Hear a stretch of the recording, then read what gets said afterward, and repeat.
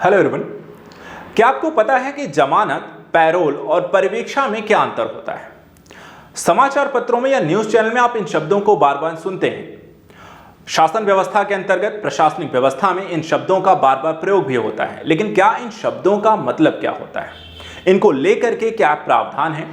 इनको कब और किन परिस्थितियों में और किस व्यक्ति को प्रदान किया जाता है और किस अपराध के संदर्भ में यहां पर इसको लेकर प्रयोग होते हैं, या जमानत जैसी प्रक्रियाएं हैं, या पैरोल जो है किसे और कब मिलता है, ऐसी चीजों को समझा जाएगा।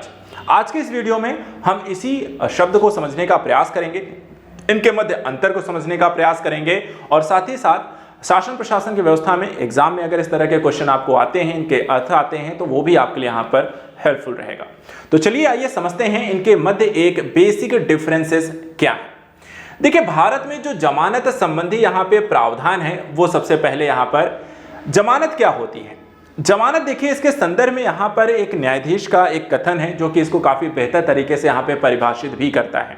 और यहाँ पर कहा गया है न्यायमूर्ति वी.आर. कृष्णा अय्यर के द्वारा। वो कहते हैं कि जमानत का जो मुद्दा है वो स्वतंत्रता, न्याय, सार्वजनिक सुरक्षा, सार्वजनिक खजाने पर बोझ से संबंधित है। सभी इस बात पर जोर देते हैं कि जमानत एक विकसित न्यायशास्त्र, सामाजिक रूप से संवेदनशील न्यायिक प्रक्रिया का एक अभिन्न अंग है। अब आइए हम यहां पर समझें कि क्या भारत के संविधान में जमानत को लेकर के क्या क्या यहां पे प्रावधान किए गए। भारत में जमानत को लेकर के किस तरीके के प्रावधान हैं, जमानत, पैरोल और परिवीक्षा से किस तरीके से अंतर होती है, जमानत के कितने प्रकार होते हैं। सबसे पहले अगर आप देखें, आपका संवैधानिक प्रावधान है जो किसी गिरफ्तारी के संदर्भ में अनुच्छेद 22 जो होता है एक मौलिक अधिकार प्रदान करता है कि यहां पर कोई भी जो गिरफ्तार है, हिरासत में कोई भी व्यक्ति यहां पर लिया गया है, उसे यहां पर न्यायालय के समक्ष प्रस्तुत करना, उसे यहां पर न्यायालय को जमानत देना, इस तरीके के यहां पर हिरासत से यहां पर एक सुरक्षा का एक प्राधिकार यहां पर दिया गया है आर्टिकल 22 के तहत। अब यहां पर देखिए, हिरासत जो होती है किसी व्यक्ति को दो प्रकार से होता है, अर्थात किसी भी व्यक्ति को जो गिरफ्तार किया है हिरासत में लिया जाता है, दो तरीके के आधार पर लिया जाता है। पहला, दंडात्मक हिरासत। दंडात्मक हिरासत क्या होती है? जब कोई व्यक्ति न्यायालय में मुकदमे और दोष सिद्धि के पश्चात किसी व्यक्ति को उसके द्वारा किए गए अपराध हेतु दंडित किया जाता है। जैसे कि आप न्यायालय में देखते हैं, किसी मामले की सुनवाई चल रही होती है, सुनवाई पूरी होने के बाद न्यायाधीश जो होते हैं निर्णय सुनाते हैं और निर्णय के पश्चात जहां पर उस व्यक्ति को दोष सिद्ध यहां पर अगर करार दिया जाता है या दोषी पाया जाता है तो उसके आधार पर उसे हिरासत में भेजा जाता है और उसे ही यहां पर आपको कहा जाता है दंडात्मक हिरासत। दूसरी जो हिरासत होती है उसको हम कहते हैं निवारक निरोध। निवारक निरोध क्या होती है? न्यायालय में किसी भी तरीके का परीक्षण या दोष सिद्धि नहीं हो पाई है, मामला भी चल ही रहा है और वहां पर उससे पहले ही व्यक्ति को हिरासत में भेज दिया जाए तो उसे बोला जाता है निवारक निरोध हिरासत। ठीक है, हिरासत के प्रकार हमने समझा।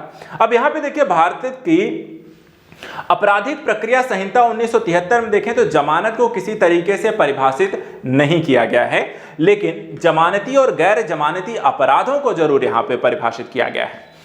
तो वो क्या होते हैं उनको भी थोड़ा समझ लेते हैं।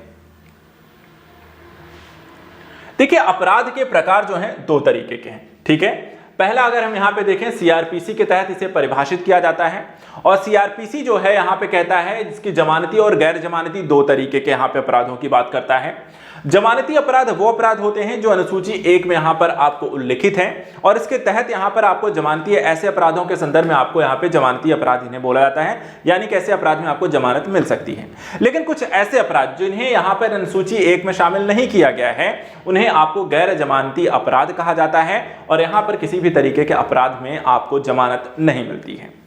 जमानत देता कौन है? तो देखिए, जमानत देने की जो शक्ति है इसके अधिकार के रूप में यहां पे जमानत आपको मिलती है, क्योंकि यहां पर आपको देखा जाए यहां पे जमानत देने का अधिकार दिया गया है। लेकिन यहां पर आपको गैर जमानती में न्यायालय और पुलिस के विवेक के तथ्यों के आधार पर आपको जमानत दी जाएगी नहीं दी जाएगी, वो इसके डिपेंड करता है कि जो तथ्य जो साक्ष्य प्रस्तुत किए गए हैं उस आधार पर। अब इसी में देखिए कुछ और भी शब्द यूज किए जाते हैं कि जमानत नहीं मिलती है, लेकिन कई बार आपको देखते हो कि व्यक्ति जमानत नहीं, उसके लिए पैरोल शब्द यूज किया जाता है कि पैरोल के आधार पर बाहर है। कहीं परिवीक्षा या फरलॉग शब्द का इंग्लिश में यूज किया जाता है तो उसके आधार पर बाहर है। तो बेल, पैरोल और फरलॉग में यहां पे डिफरेंस क्या है, जमानत, पैरोल या परिवीक्षा में अंतर क्या है वो भी समझ लीजिए। देखिए, जमानत का मतलब क्या होता है? जमानत का मतलब होता है मुकदमे या अपील की प्रतीक्षा कर रहे कोई भी जो प्रतिवादी है, ठीक है, उसकी अस्थायी रिहाई की जाती है। इसमें न्यायालय में उसकी उपस्थिति भी यहां पर आपको सुनिश्चित की जाती है और साथ ही साथ कुछ राशि भी वहां पर उसे धनराशि होती है उसे जमा कराने के लिए बोला जाता है और जब वो धनराशि वहां पे जमा करा दिया जाता है तो उसे वहां पर आपको बेल मिल जाती है। और यहां पर जमानत कह सकते हैं देने का जो अधिकार है वो न्यायाधीश के पास होता है। दूसरा होता है पैरोल। पैरोल क्या होता है? जब मान लीजिए किसी व्यक्ति को यहां पर दोषी ठहरा दिया गया है और वो कारावास में होता है, ठीक है, सजा काट रहा होता है, तो सजा से कुछ समय के लिए यहां पर उसे छूट प्रदान कर दी जाती है।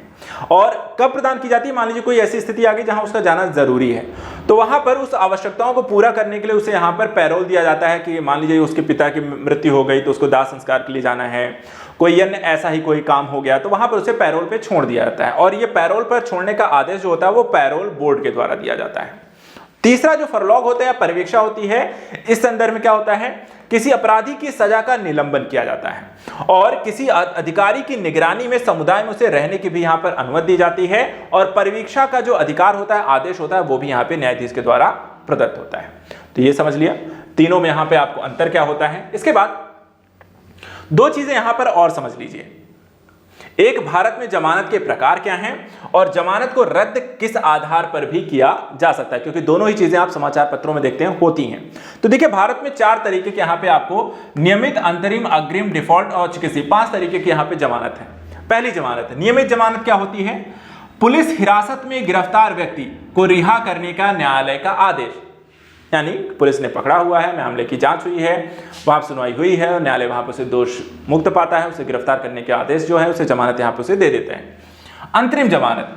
अग्रिम जमानत या नियमित जमानत के लिए आवेदन पर फैसला होने तक उसे अस्थायी न्यायालय के द्वारा अनुतोष प्रदान किया जाता है कि मामले की जांच अभी चल रही है और उस संदर्भ में यहाँ पर उससे पहले जो जमानत यहाँ पर उसे मिल जाती है कुछ समय के लिए कि मामला पूरा होने तक आप यहाँ पर लेकिन कहीं देश छोड़ के नहीं जाएंगे, अंतरिम जमानत पर हैं आप बाहर।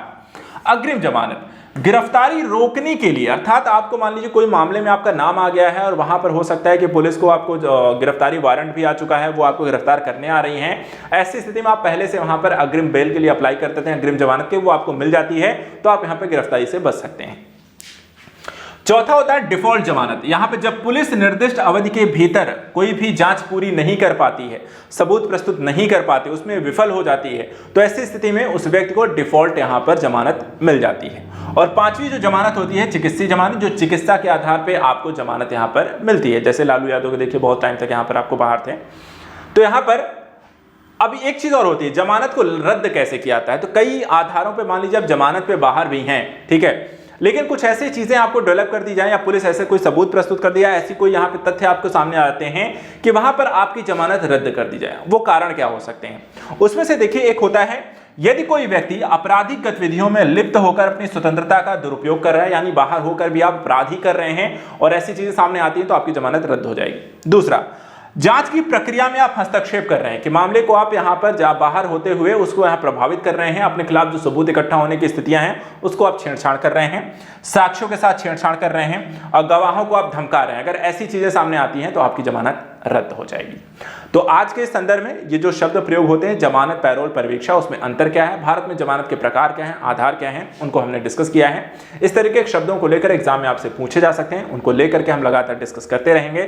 फिलहाल आज के लिए इतना ही। नेक्स्ट वीडियो में कुछ और ऐसी इंपॉर्टेंट चीजों को लेकर मिलते रहेंगे। Thank you so much and good luck.